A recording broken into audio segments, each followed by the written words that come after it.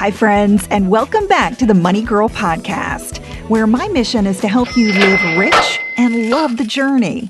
My name is Laura Adams. I'm a personal finance expert and award-winning author based in Austin, Texas. The past couple weeks have been filled with natural disasters. I hope everyone who has been affected by Hurricane Harvey is doing okay. And now to everyone who may have had some damage from Hurricane Irma. Just a reminder that last week's show was about surviving a natural disaster, so I think that may help you, so don't miss that show. And this week we have another kind of disaster, one of a digital sort. Equifax, you may have heard. They're one of the nation's 3 major credit reporting agencies. Well, they announced on September 7, just a couple of days ago, that they were hacked. They discovered a huge data breach at the end of July, which had been going on since mid-May.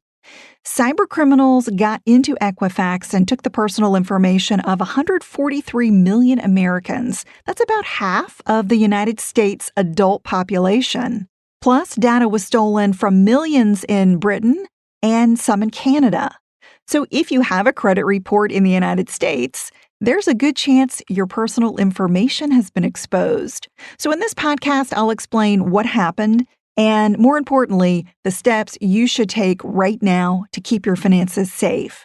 Be sure to check out the show notes on the Money Girl section at quickanddirtytips.com. And by the way, that's also where you'll find the full archive of over 500 podcasts. You can search by topics like debt, credit, real estate, retirement, and investing. If you want to check out this episode and some of the resources that I'll be mentioning, you'll look for episode number 513 called Equifax Data Breach. Take 5 steps to protect your finances. All you need to do is take a quick online survey, and an MM stylist will send you a bento box of 4 to 6 wardrobe staples and accessories, handpicked just for you. Once your bento arrives, you have 4 days to try everything on. Then keep what you like and send the rest back. It's completely free to try. And because they're not a subscription service, there's no commitment. To try a bento yourself, visit mmbento.com. That's mmbento.com. Equifax was founded in 1899, and it's the oldest of the 3 credit bureaus, along with Experian and TransUnion. Equifax is based in Atlanta, Georgia, and maintains information on over 820 million consumers. Equifax says hackers lifted consumers' names, birth dates, social security numbers, and in some cases, driver's license numbers. They stole credit card numbers for over 200,000 people and dispute documents that contain sensitive data for about 180,000 people. As bad as this may sound, this isn't the largest data breach that we've seen. That dishonor goes to Yahoo, which was targeted in a couple of incidents that affected more than 1 billion user accounts worldwide. However, the Equifax incident is the largest heist of Social Security numbers. What disturbs me the most about this breach is that Equifax is in the business of storing our most personal data. Their job is to make sure we have an accurate financial profile so merchants like lenders and insurance companies can evaluate us properly. Equifax has taken a lot of heat from regulators in Washington, and some of their employees are also under scrutiny. It was found that 3 Equifax executives sold stock shares worth a total of $1.8 million a few days after the company discovered the breach. The executives say that they didn't know about the breach, and of course there will be investigations and much more information to come. But regardless of why this happened, what you really need to know right now, and the purpose of this podcast, is to help you in the wake of this cybercrime stay safe. So I'm going to give you 5 steps that you should take to protect your finances right now.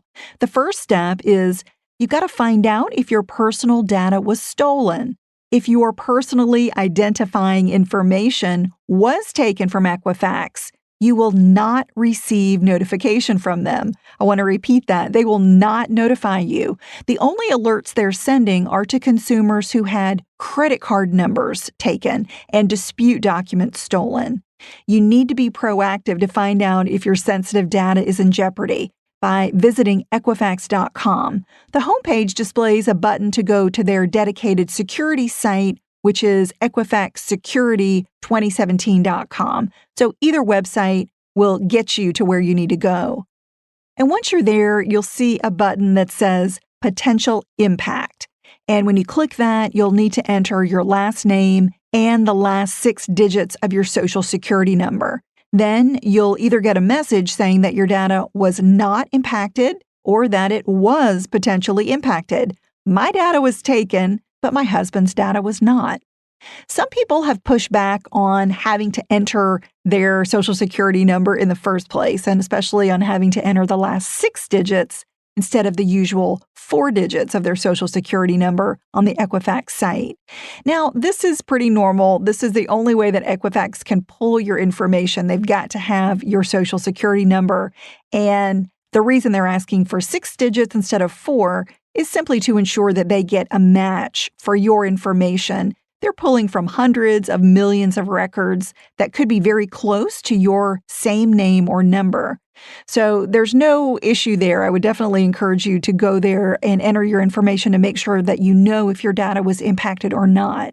And if you're not comfortable entering your information online, you can call them. You can call Equifax at 866-447-7559. Of course, that number is on their website. They set up a call center just for this issue, and they're open every day of the week from 7 in the morning until 1 in the morning Eastern Time. After you know if your data was jeopardized in this breach, the second step is to sign up for free identity theft protection. This is actually available regardless of whether your data was breached or not. Equifax is offering 1 year of free enrollment in Trusted ID Premier. That's their identity protection and credit monitoring service. So all you have to do is click a button that says Enroll to learn more. And you may be asked to return to the site on a certain date to complete enrollment. And they're doing that to prevent a system overload. They could literally crash their site if millions of people are trying to sign up at once. So I was asked to return in a couple days to complete my enrollment. If you enroll in Equifax's protection, it includes not only identity theft protection, but also credit monitoring at all 3 of the credit bureaus. You'll also get copies of your Equifax credit reports. You get identity theft insurance, and they also scan the internet for your Social Security number to see if it's being used nefariously online. So again, Equifax is offering this free for a year, whether your data was breached or not. So I'd encourage you to sign up for this free product. Okay, after you've investigated what's going on at Equifax.com, step number 3 is review your credit reports. As I mentioned, the Equifax breach started more than 4 months ago in May. So if your data was jeopardized, you want to review your credit reports now for signs of fraud. And even if your data wasn't compromised, this is a good time to get your free annual credit report from each of the 3 agencies. Again, it's Equifax, Experian, and TransUnion. You can get all 3 at annualcreditreport.com. That's the official credit report site where you can get them free one time every 12 months. Now, when you're reviewing your credit report, what you're looking for are new accounts that you didn't open and anything unfamiliar or any incorrect data. If you believe a criminal used your personal information to open a credit card, reopen a closed account, or to get a loan, you obviously need to report that to the lender immediately. But if your credit report looks fine, don't be fooled into thinking that you can just forget about it. Once a cyber criminal has your information, they can use it anytime or sell it later on to another thief. To stay vigilant, what I recommend is putting a monthly reminder on your calendar to alert you that it's time to check in on the status of your credit reports. Even though you can only get your reports once a year at annualcreditreport.com, you can create accounts at some sites like Credit Karma and Credit Sesame for free, and you can see your reports as often as you like. Now, they don't typically offer all three of your reports, but you'll be able to see at least one or two of them, and that's enough to at least check in and make sure that nothing suspicious is going on. Also, you want to check your financial accounts, like your checking, savings, and credit cards for unusual activity, and of course, investigate any suspicious charges or withdrawals right away. If you want a little more detail on how to pull your credit report and review it properly and even repair it and build your credit, I'd encourage you to check out my free Credit Score Survival Kit. It's a multimedia tutorial that includes a video, audio, and ebook that teaches you smart and legitimate strategies to build excellent credit. In the video, you get to look over my shoulder as I'm checking my credit so you can see how it's done and what I'm looking for. If you want to download this free tutorial, all you need to do is text Credit Score with no space, Credit Score, to the number 33444. I think you'll find it helpful. All right, after you review your credit report, step number 4 is consider placing a security fraud alert on your credit. In addition to checking your credit regularly, there's an additional layer of protection that you can set up with the credit bureaus called a security fraud alert. If you've never heard of a security fraud alert, this is something that you definitely want to think about putting on your credit report, especially if it's been compromised. So, a security fraud alert is simply a red flag that notifies creditors and merchants to take special precautions with your account. They have to contact you directly, typically by phone, in order to verify your identity and make sure they're giving any new credit to the right person. Now, you can set up 2 different types of alerts on your credit report. There's what's called an initial fraud alert. That gives you protection for just a short period of time. You're going to get it for 90 days if you believe that your identity could be in jeopardy. And certainly if your data was breached in this Equifax incident, that qualifies you for a fraud alert. And what it does is makes it more difficult for a thief to open a new credit account in your name. And you can renew a fraud alert every 90 days for as long as you like. So that's one option. The other option is called an extended fraud alert. This one gives you protection for up to 7 years if you've been the victim of identity theft. You do have to have documentation to prove that, such as a report filed with a federal, state, or local law enforcement agency. So if your data was breached and you did find that your data was used fraudulently, then you would be qualified for this extended fraud alert. Adding either type of fraud alert to your credit file is free, and it doesn't hurt your credit scores in any way. You can request it online or by phone with any of the 3 major credit bureaus. Again, they're Equifax, Experian, and TransUnion. So the deal is they've got to notify the other 2 agencies on your behalf so that alerts can be placed on all your files. Now, the downside of having a credit alert is that if you need credit, it's going to slow down the process. But if your personal information has been breached or you've already been the victim of identity theft, having this delay is well worth the inconvenience. And the final step, number 5, is consider placing a freeze on your credit. Another downside to a credit alert is that you're kind of relying on the lender to take necessary precautions, so it isn't foolproof. If you want to completely shut down access to your credit, you can freeze it. So a credit freeze makes it impossible for any new credit accounts to be open in your name. It's a pretty extreme measure because it prevents just about anyone from seeing your credit file unless you approve it. There are some exceptions, like your existing creditors. They can still see your credit report. Government agencies and credit monitoring services that you choose. Those are the only organizations or companies that can get access to your credit report. Locking down your credit means that even if a thief took your personal data, they could not open a credit card or loan in your name. Just like a fraud alert, a freeze does not hurt your credit. But unlike an alert, it's not automatically shared to all the bureaus. You've got to initiate and pay for a credit freeze at each of the 3 credit bureaus, either online or by phone. And I'll have links to all of the 3 sites and their phone numbers in the notes for this show. on the Money Girl section at quickanddirtytips.com. The cost of a freeze varies depending on the state where you live and whether you've already been the victim of identity theft. But it might be approximately $10 to place a freeze on your credit report. And the key is it's going to be another $10 to lift the freeze. So there's going to be some cost involved. And how it works is you're going to receive a personal identification number from each of the credit bureaus that's required to lift or thaw the freeze out. So thawing out your credit can take up to several days.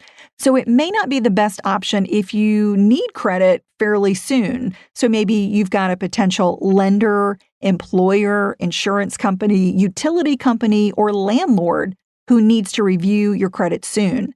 So think about the timing on placing a freeze, and remember that not only do you have to pay to place the freeze, but you have to pay to lift the freeze, and you may have to do that on multiple credit bureaus.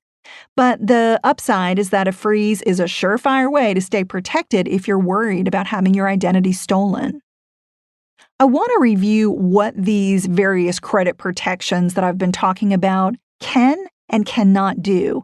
It's important to understand that credit protections like monitoring, fraud alerts, and credit freezes are one way to stay safe. As I mentioned, a credit freeze can prevent a thief from opening a new account in your name. But here's the rub. It can't prevent someone from using your identity for something unrelated to credit. For instance, it won't keep a determined criminal from filing a bogus tax return in your name, or getting a driver's license in your name, or making a false medical insurance claim in your name. Why? Because those transactions have nothing to do with your credit report. You wouldn't know about them unless you received a notice from the IRS or a medical bill for services that you didn't request. Regardless of what protections you have in place, a thief could steal your physical credit or debit card or just your card number and make unauthorized purchases. Neither monitoring, alerts, or freezing would tell you if this occurred because individual purchases don't impact your credit report. It's up to you to check your credit card and your bank statements to watch out for fraudulent activity. Fortunately, your liability for misuse on a credit card is very small. However, damage from debit card fraud could be huge depending on when you report it. To learn more about this, you may want to go back and check out episode number 403. Called 6 Risky Situations When You Should Avoid Using a Debit Card. Knowing about a breach like this Equifax incident that just occurred, it doesn't prevent fraud, but may make you aware of it more quickly. The longer a criminal controls your identity, the greater the damage they can do to your credit history and finances. So here's a list of what most credit monitoring services will not do. They will not tell you if a new mobile phone, cable television, or internet account was opened under your name. They will not notify you if your brokerage or retirement accounts have been hacked. They won't know if a thief has made a fraudulent charge on your credit or debit card. Again, it's up to you to see that.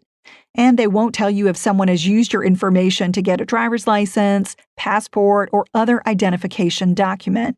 And they will not know if someone takes government benefits in your name, such as a tax refund, Medicare, Medicaid, or Social Security benefits. The bottom line is that monitoring services can help you, so I do recommend enrolling in them. They're kind of like one layer of protection that you get, but they don't completely prevent fraud. They act as a line of defense against a small percentage of possible identity crimes that occur every day. I hope this show has helped you understand what happened. I know this stuff is pretty scary, and if you follow the steps that I've outlined here, you'll be taking some pretty proactive measures to protect yourself. Whether a freeze is right for you is going to depend on your particular situation. I don't think it's for everyone, but I included it here just so you understand that it's an option. The burden is on you. You've got to protect your confidential information as much as possible. And more importantly, pay attention to signs of fraud so that you can act on them as quickly as possible to stay safe. Each week, I send out a free short email filled with tips, tools, and recommendations that I think you might enjoy. To get it, just text me. Text the phrase, "Get Updates" with no space to the number 33444. And by the way, if you have a money question or a topic suggestion, there's several ways to reach me. One is my contact page at lauradadams.com. If you're enjoying the show, let me know by subscribing for free and taking a minute to submit a quick 5-star review on iTunes. We've gotten some great reviews lately, so I want to thank everyone who's submitted those ratings and reviews. I read all of them, so thank you. It means a lot to me to get your feedback. And to keep the money conversation going with a really terrific community, I want to invite you to join my private Facebook group called Dominate Your Dollars. It's filled with thousands who are taking their financial game to the next level. To request your invitation, visit Dominate Your Dollars on Facebook or send me a text message for immediate access. Just text dollars to that same number, 33444. I hope to see you in the group. That's all for now. I'll talk to you next week, courtesy of Money Girl, your guide to a richer life.